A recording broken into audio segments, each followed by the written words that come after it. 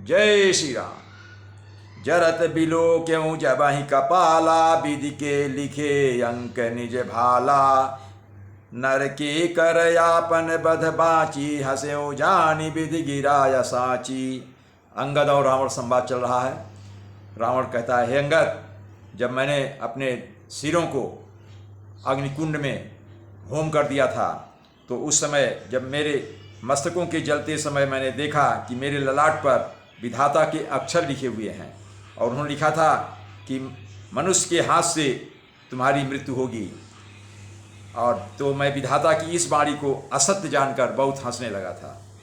सो मन समुझी त्रास नहीं मोरे, लिखा बिरंची जरठ मति भोरे। आन वीर बल सठ मम यागे, पुनि पुनि कहा सिलाज पति त्यागे। और रावण आगे कहता है कि उस बात को समझकर स्मरण करके भी मेरे मन में डर नहीं है, क्योंकि मैं समझता हूँ कि बूढ़े ब्रह्मा ने बुद्धि भ्रम से ऐसा लिख दिया होगा। अरे मूर्ख, तू लज्जा और मर्यादा छोड़कर मेरे आगे बार बार दूसरे वीर का बल कहता है। कह अंगद सलज जग माही, रावण तो ही समान को नाही। लाजवंत तव सहज सुभाऊ, निज मुख निज गुण कहा सिन काऊ। तब अंगद ने कहा, अरे रावण, तेरे समान लज्जावान जगत में कोई नहीं है। लज्जाशीलता तो तेरा सहज स्वभाव ही है। तू अपने मुंह से अपने गुण कभी नहीं कहता। सिर और शैल कथा चित रही, ताते बार बीस तय कही। सो भुज बल राखे उर घाली, जीते साहस बाहुबली बाली। अंगद आगे कहते हैं, सिर काटने और कैलाश उठाने की कथा चित्त में तुम्हारे चढ़ी हुई थी, इससे तूने उसे 20 बार कहा। भुजाओं के उस बल को तो तूने हृदय में ही छिपा रखा है, जिससे तूने सहस्र बाहु बलि और बाल को जीता था। सुनो मति मंद देहि अब पूरा, काटे शीस की होई सूरा। इंद्रजाली कहूँ कहे न बीरा, काटे निज कर सकल शरीरा। अंगद आगे बोलते हैं, अरे मंदबुद्धि सुन, अब बस कर। सिर काटने से भी क्या कोई शूरवीर हो जाता है? इंद्रजाल रचने वाले को वीर नहीं कहा जाता, यद्यपि वह अपने ही हाथों अपना सारा शरीर काट डालता है। माना कि जो व्यक्ति इंद्रजाल रचता है अपने हाथ से अपने सिर काटता है, लेकिन उससे वो बहादुर नहीं होता है। जरहि पतंग मोह बस भार बहाई खर वृंद, ते नहीं सूर कहा वहीं समुझ देखु मति मंद। अंगद आगे बोलते हैं, अरे मंदबुद्धि रावण, समझ कर देख, पतंगे मोहवश आग में जल कर मरते हैं। गधों के झुंड बोझ लाद कर चलते हैं, पर इस कारण से वे शूरवीर नहीं कहलाते। गधा अगर ग्रुप में जा रहा है बोझा लादे तो कोई बहादुर नहीं है। अब जनि बत बढ़ावर खल करही, सुनु मम बचन मान परिहरही। 10 मुख मैं न बसीठी, आयऊँ बस विचारी रघुबीर पठाऊँ। अंगद आगे कह रहे हैं, अरे दुष्ट रावण, अब बत बढ़ाव मत कर, मेरा वचन सुन और अभिमान त्याग दे। हे 10 मुख, मैं दूत की तरह नहीं आया हूँ। श्री रघुवीर ने ऐसा विचार कर मुझे भेजा है। बार बार यस कहाई कृपाला, नहीं गजारी जसु बधे श्रीकाला। मन महु समुझी बचन प्रभु के रे, सहयों कठोर बचन सठ तेरे। आगे अंगद जी कह रहे हैं, कृपाल श्री राम जी ने बार बार ऐसा कहा है कि सियार के मारने से सिंह को यश नहीं मिलता। अरे मूर्ख, प्रभु के वचनों को मन में समझकर याद करके ही मैंने तेरे कठोर वचन सहे हैं।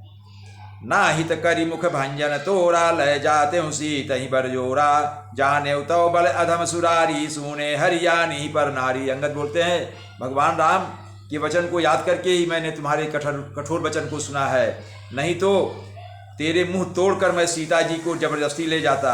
अरे अधम, देवताओं का शत्रु, तेरा बल तो मैंने तभी जान लिया जब तू सूने में पराई स्त्री को चुरा लाया। तय निश्चर पति गर्भ बहुता, मैं रघुपति सेवक कर दूता। जौन राम अपमान नहीं डरऊँ, तो ही देखत यस कौतुक करऊँ। आगे अंगद जी कहते हैं, हे रावण, तू राक्षसों का राजा और बड़ा अभिमानी है, परंतु मैं तो श्री रघुनाथ जी के सेवक का दूत हूँ।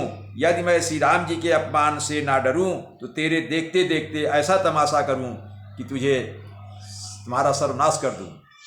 तो ही पटकी मही सेन हति, चौपट करी तव गाँव। तव जुबते ने समेत सठ, जनक सुत ही लय जाऊँ। हे रावण, अगर भगवान राम का अपमान से मैं न डरूं, क्योंकि उन्होंने मुझे आज्ञा नहीं दी है, केवल संदेशा भेजा है, तो नहीं तो फिर तुझे मैं जमीन पर पटक कर तेरी सेना का संहार कर और तेरे गांव को चौपट अर्थात नष्ट भ्रष्ट कर देता। अरे मूर्ख, तेरी युवती स्त्रियों सहित जानकी जी को मैं ले जाता। जब वस करऊँ तदपि न बड़ाई, मुझे ही बधे नहीं कछु मनुषाई। कौल काम बस कृपेन विमूढ़ा, अति दरिद्र यजसी अति बूढ़ा। सदा रोग बस संतत क्रोधी, विष्णु विमुख श्रुति संत विरोधी। तनुपोषक निंदक यग खानी, जीवत 100 सम 14 प्राणी। अंगद आगे कहते हैं, अय रावण, यदि मैं ऐसा करूं तो भी इसमें कोई बड़ाई नहीं है।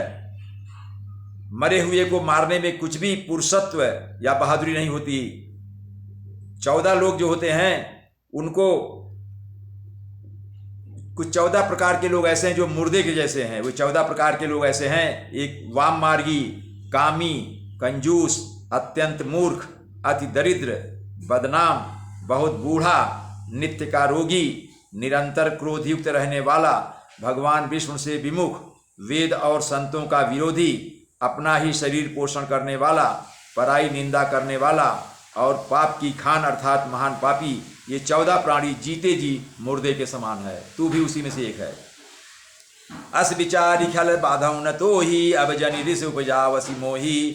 सुनि कथो सकोप कह निशिचर नाथा, या अधर दसन दसिमी जत हाथा। अंगद आगे कहते हैं, अरे दुष्ट, ऐसा विचार कर, मैं तुझे नहीं मारता। अब तू मुझ में क्रोध ना पैदा कर, मुझे गुस्सा ना दिला। अंगद के ये वचन सुनकर राक्षस राज रावण दांतों से होठ काटकर क्रोधित होकर हाथ मलता हुआ बोला। क्या बोलता है सुनिए।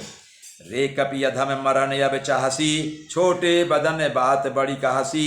कटु जल पस जड़ कपि बल जाके, बल प्रताप बुद्धि तेज न ताके।